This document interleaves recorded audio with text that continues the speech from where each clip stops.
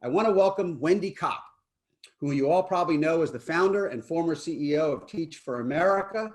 Wendy is now CEO and co-founder of Teach for All. Wendy, thanks for joining us. Happy to be here. Thanks for having me. So the pandemic, as you know, has done something almost unimaginable. The schools of more than 90% of the world's enrolled children have been closed, according to UNESCO. In the US alone, schools are closed for about 48 million children. Let's start with the US and then look more broadly. How successfully do you think schools are adapting and using online learning as an alternative to the classroom? Is this a lost spring for K-12 students in the US, or are there places that are making this work and providing valuable instruction?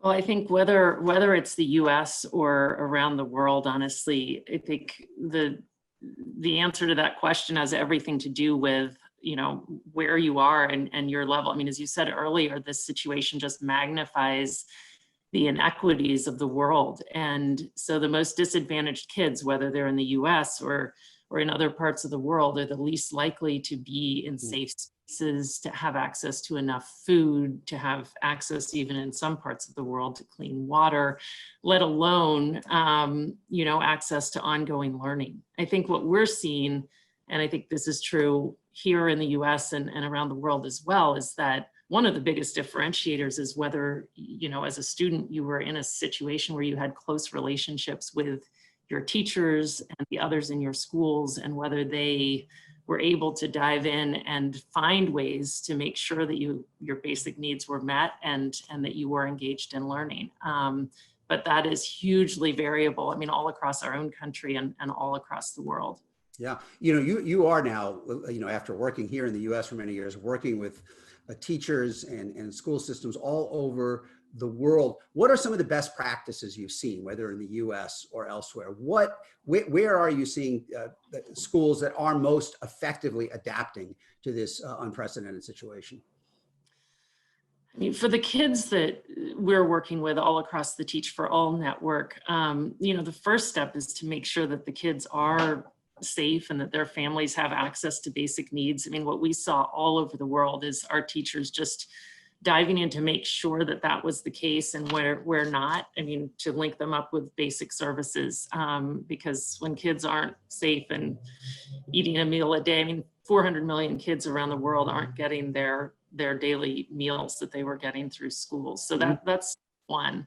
And then the next step is figuring out, like, what is their access to technology. And we've seen just incredible examples. I mean, I think about the Teach for Pakistan teachers who did a huge survey of all of their students to try to understand who has one phone in the household, yes, who has access to more technology than that. They went to mosques to distribute educational materials to the kids who didn't have access to phones. So I think what we're seeing around the world is, of course, your level of access to internet and to the devices you need to keep learning is one thing. And another thing is, do you have access to the kind of teachers who will go to those lengths to make sure that the diverse needs of their kids are met? I'm going to come back to the children without access to the internet, but a lot of the questions that have come in already are all around the theme of what will this experience prompt more use of digital learning in the K-12 space going forward, even after schools reopen, whenever that may be. Does this change, one question, for example, does this crisis catalyze a change to cheaper and digital learning? What do you think? Are we going to see a lasting shift in the relative balance between in-classroom and online learning options? I was just on a call with Andreas Schleicher, who heads up kind of the international education part of the OECD. And he said, if we've learned anything in this crisis, it's that teaching is a relational business and not a transactional one. And I think, I mean, as a parent, I've seen that as, I think we see it every day. No doubt everyone listening is seeing, like, how strong your relationships are in your school community has had so much to do with whether kids are staying engaged and feeling supported to continue learning online. So I think, no doubt, I mean, I think this situation has you know, as my own kids, you know, school principal said, we'll never have another snow day. You know, I think we've all become, you know, more familiar with how to engage virtually, but I think we've also seen that there's just no substitute for the relational piece of this. And I think if anything, what we've seen, you know, so many people are asking about the technology and the tools, but really you know, you look across systems and see which systems have actually made the transfer to the new world, and it's where there was strong local leadership and the kind of teachers and education leaders at every level who were just ready to dive in, innovate, be creative, be adaptive and resourceful. So I think if anything will come out of this, I hope recognizing that, you know, to get where we need to be, we need to make all the more investment in the people part of the school.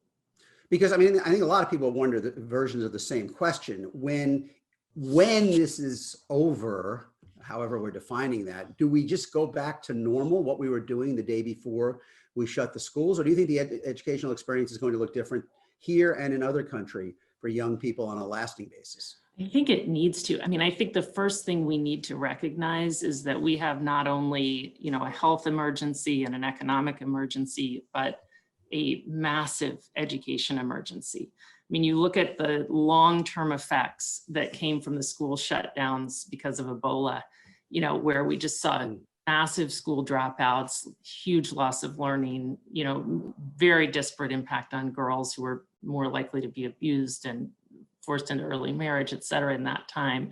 And I think we're going to all need to ask ourselves, I mean, just as we are on every front, like there are massive new challenges. I mean, think about the setbacks facing especially the most disadvantaged kids around the world.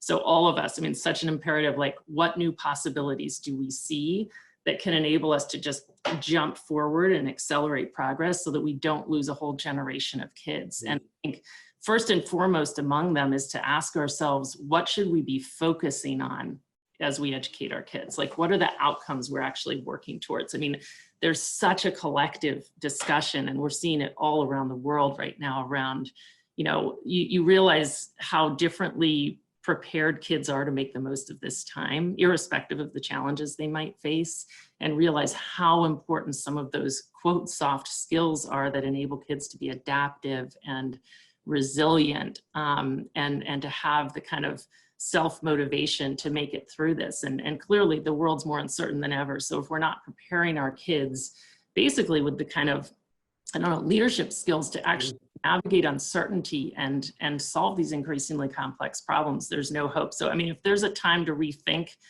what we're working towards for kids, I think this is it. And I think we just have to be considering, I mean, as we allocate our resources, as we think about this going forward, we just need to be thinking about how do we address the long-term effects of this education crisis. And I think it's going to require much more investment, again, in the people side of the equation. And at the same time, one more possibility we're seeing is that, I mean, I've never seen educators work so urgently to learn from each other across borders. Of, you know, well over, I mean, thousands of teachers in teaching without internet WhatsApp groups from all over the world, just sharing solutions and translating into their context. You know, you mentioned that you have the WhatsApp group of, I think, 1,500 teachers now who are teaching without the internet in different countries. We have a question from Ella that kind of touches on that, which asks, how can you level the playing field for those in rural counties in the US and those around the world without access to broadband or even access to computers? That now seems like a very sharp point of division. It's a huge point of division. I mean, we're seeing teachers using, you know, like even when there's one phone in the household, I mean, there are ways to get daily lessons to kids, et cetera. So there are ways to make it happen. There aren't ways to make it happen without very resourceful teachers. I think what we're seeing all around the world is how much people are using radio. I mean, there are dozens and dozens now of Teach for All, like networkers who have been enlisted by their governments to deliver lesson plans on the radio. And while that may seem like super rudimentary, I have to say some of them are seeing the positive effects. They're like, we'll never go back. We now have partnerships with all these government radio stations, and we're going to use them to reach rural kids, their families, to prevent absenteeism, et cetera. So, you know, we've got to innovate and be resourceful and look for the sort of ways that we can leverage that going forth. Have John who's watching in North Carolina asks a good question. A big part of education is social development. And I'm just wondering if in the teachers that you're working with around the world have thought about are there ways to support children's social development while they are isolated from other kids in this period and help them maintain and build social connections during this period? Have you seen any innovative ways to bring the kids themselves together, perhaps virtually? Well, of course, for those of us who do have internet access, there's so much of that going on where you can do so much via Zoom, as I'm sure many of us have experienced, if you use that space to help build relationships, to hold the space for reflection. I think for the teachers all across our network, I mean, actually, the question of kids' social emotional kind of well-being right now has been number one. I mean, their lessons are so much about that. I mean, they're integrating that into every aspect of what they do, because it's just, I mean, we know from research, we know from our current experience that kids are facing so much more trauma, and there are many risks. So all of the adults around kids need to be focused on that. Let me ask one more question from the audience, and I'm sure you are asked every day, which is this going to change the way we look at teachers? Anne asks, with the strain on parents who are trying to teach youngsters at home, might this prove a turning point in how we value teachers? A classroom might help, but many parents are realizing just how big a job it is. You can't go on social media without seeing parents saying, wow, this isn't easy. What do you think? Is this a turning point in how we will value public education and public school teachers? I think we can make it one. Honestly, like if we are recognizing that we're going to have to do so much to come back to schools in a way that enables this generation of kids to thrive, we're going to have to ask ourselves how to do a lot of things differently than we have been doing them. And maybe the primary thing among them is, how do we enlist and develop and reward the most incredible people to channel their energy toward education of the next generation. Let me squeeze one more thought of you along those lines. You've worked with educational philanthropies really your whole career. What is your feeling about the role they can play both in this period and as we try to rebuild out of it? Well, we're partnering with philanthropists all over the world and multilaterals, corporations, you know, in the pursuit of, first of all, ensuring the continuity of learning now, and secondly, and hugely importantly, ensuring that schools restart better. And so I do think that many have the sort of foresight to understand that, yes, we need to address and strengthen the health infrastructure for sure. We need to think about the massive economic impacts, but we have to prioritize education alongside that. So there's much to be done and much going on for the world on that front. Well, Wendy, thank you for all that you are doing, and thanks for taking a few minutes out to join us. We appreciate you today. Thank you.